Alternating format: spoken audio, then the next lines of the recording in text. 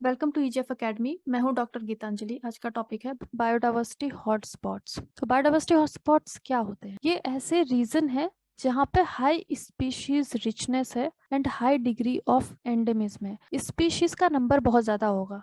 जैसे कि हमारे रेन फॉरेस्ट जो है, रेन फॉरेस्ट में बहुत सारे स्पीशीज, आपको स्पीशीज रिचनेस बहुत मिलती है। वहाँ पर अलग अलग टाइप के स्पीशीज आपको मिलेंगे। ऑल्सो एंडेमिज्म, मतलब ऐसी स्पीशीज वहां पे मिलेंगे, ऐसे जैसे प्लांट है या फिर एनिमल्स हैं जो कि सिर्फ यहीं पे मिलेंगे, कहीं और नहीं मिलेंगे, तो उनको हम बोलते हैं एंडेमिक स्पीशीज। तो जहाँ पे ज्यादा स्पीशीज रिचनेस है एंड एंडेमिज्म ज्यादा है, उन जगहों को हम बोलते हैं बायोडाइवर्सिटी हॉटस्पॉट्स। अब ये जो टर्म दिया था वो नॉर्मन मायर ने दिया था 1988 में, उन्होंने ये टर्म दिया था। उनके हिसाब से जो बायोजोग्राफिक रीजंस हैं उसको बायोडाइवर्सिटी हॉटस्पॉट हम कह सकते हैं दो बेसिस पे। एक तो प्लांट एंडेमिज्म ज्यादा होना चाहिए। उन्होंने क्राइटेरिया ये रखा कि जो प्लांट है वो एंडेमिक होने चाहिए वहां के, उसके साथ ही serious level of habitat loss, मतलब जो वो फॉरेस्ट का एरिया है उसकी जो वेजिटेशन है उसका बहुत ज्यादा लॉस अगर हो चुका है। क्योंकि जो पर्पस होता है बायोडाइवर्सिटी हॉटस्पॉट किसी को डिक्लेयर करने का, वो मेनली होता है कंजर्वेशन का। तो अगर कोई बायोडाइवर्सिटी हॉटस्पॉट डिक्लेयर कर दिया गया है किसी भी एरिया को, तो उसके बाद उसमें कंजर्वेशन के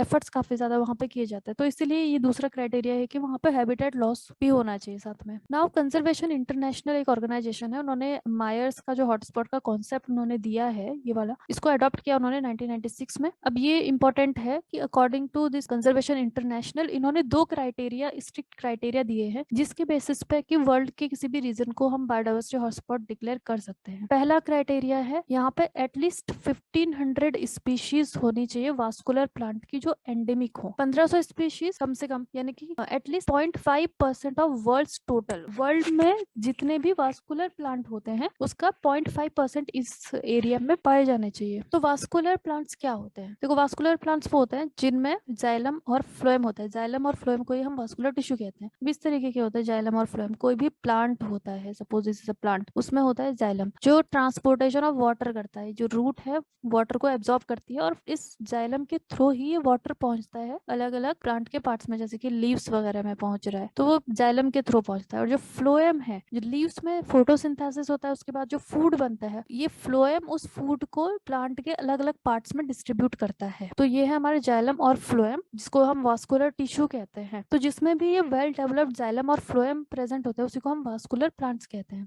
नॉन वास्कुलर प्लांट्स वो प्लांट्स होते हैं जिनमें की वास्कुलर टिश्यू डेवलप्ड नहीं होता। ये एक्चुअली मॉइस्ट एरियाज में पाए जाते हैं, जैसे कि ये मॉइस्ट एरियाज में पाए जाते हैं। और ये काफी छोटे छोटे प्लांट्स होते हैं, यहाँ पे आप देख सकते हो बहुत छोटे से प्लांट्स होते हैं जैसे कि मॉस वगैरह। तो इनको जरूरत नहीं होती है एक वेल डेवलप्ड वास्कुलर सिस्टम की। तो ये होता है non vascular plant. Vascular plants होते हैं वो बड़े होते हैं। कॉमनली जितने भी बड़े ट्रीज हमें दिखाई देते हैं उन सभी को हम वास्कुलर प्लांट ही कहते हैं। तो जो क्राइटेरिया है हमारा कंजर्वेशन इंटरनेशनल का, ये वास्कुलर प्लांट्स की 1500 स्पीशीज होनी चाहिए अगर किसी भी जगह को हमें बायोडाइवर्सिटी हॉटस्पॉट डिक्लेयर करना है। दूसरा क्राइटेरिया क्या है? कम से कम 70% का वेजिटेशन लॉस होना चाहिए। तो इस तरीके से वहां पे जो एरिया है काफी ज्यादा थ्रेटेंड, अगर वो एरिया है, मतलब कि वहां पे बायोडाइवर्सिटी लॉस काफी चल रहा है और वहां पे एंडेमिक स्पीशीज भी प्रेजेंट है, 1500 एंडेमिक स्पीशीज वास्कुलर प्लांट्स की प्रेजेंट है, तो हम उस एरिया को डिक्लेयर कर सकते हैं बायोडाइवर्सिटी हॉटस्पॉट। वर्ल्ड में 36 बायोडाइवर्सिटी हॉटस्पॉट्स प्रेजेंट है जो कि इस मैप में आपको दिखाए गए हैं। तो आप देख सकते हो यहाँ पे जो कैलिफोर्निया का रीजन है, इसमें कैलिफोर्निया फ्लोरिस्टिक प्रोविंस है। यहाँ पे Madrean pine oak woodland, Caribbean islands, Polynesia, Micronesia, नीचे चिली में है ट्रॉपिकल एंडीज का जो रीजन है। अगर हम एशिया की तरफ आते हैं, माउंटेन्स ऑफ सेंट्रल एशिया, यहाँ पे भी हॉटस्पॉट्स प्रेजेंट है। Then Madagascar, Indian oceans. तो ये जितने भी जगह हैं यहाँ पे दी हुई है नीचे लिस्ट, ये सब आप इसको अच्छे से देख सकते हैं। यहाँ पे अभी इंडिया से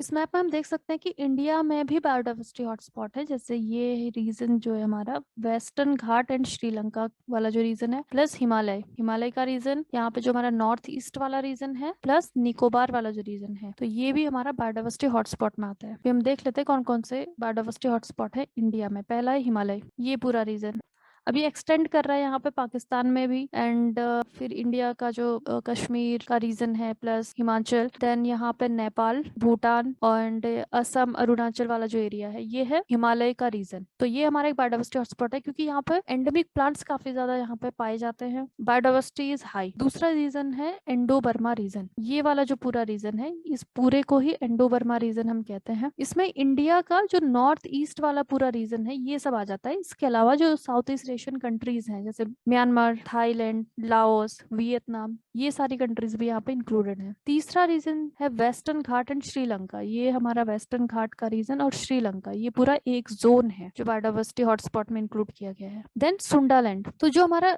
इंडो बर्मा वाला जो रीजन है उसमें ये अंडमान आइलैंड ये भी इंक्लूडेड है। सुंडालैंड में हमारे जो निकोबार आइलैंड्स है वो इंक्लूडेड है, प्लस नीचे जो साउथ ईस्ट एशियन कंट्रीज हैं वो भी उसमें है, जैसे कि Indonesia, Malaysia, Singapore, Brunei, Philippines. तो ये बायोडाइवर्सिटी हॉटस्पॉट्स इन इंडिया। इन जगहों पे काफी ज्यादा बायोडाइवर्सिटी भी प्रेजेंट है एंड साथ ही में बायोडाइवर्सिटी का लॉस भी काफी ज्यादा हो चुका है, तो that's why they are declared as biodiversity hotspots. Now 8 hottest hotspots of the world. तो अभी जो मैंने आपको बताया देयर आर 36 हॉटस्पॉट्स हैं, इनमें से भी 8 ऐसी रीजन्स हैं जहाँ पे कि बहुत ज्यादा बायोडाइवर्सिटी पाई जाती है। अभी ये इस मैप में आप देख सकते हो, दिस कैरिबियन का जो रीजन है, ब्राजील का एटलांटिक फॉरेस्ट यहाँ पे, and this eastern arc and coastal forest of Tanzania and Kenya, ये वाला जो कंट्री है केनिया, दिस इज तांजानिया। तो यहाँ पे ये भी एक हॉटेस्ट हॉटस्पॉट में। मेडागास्कर, इंडिया से आप देख सकते हैं वेस्टर्न घाट एंड श्रीलंका वाला जो हमारा बायोडाइवर्सिटी हॉटस्पॉट है वो इंक्लूडेड है, प्लस इंडो बर्मा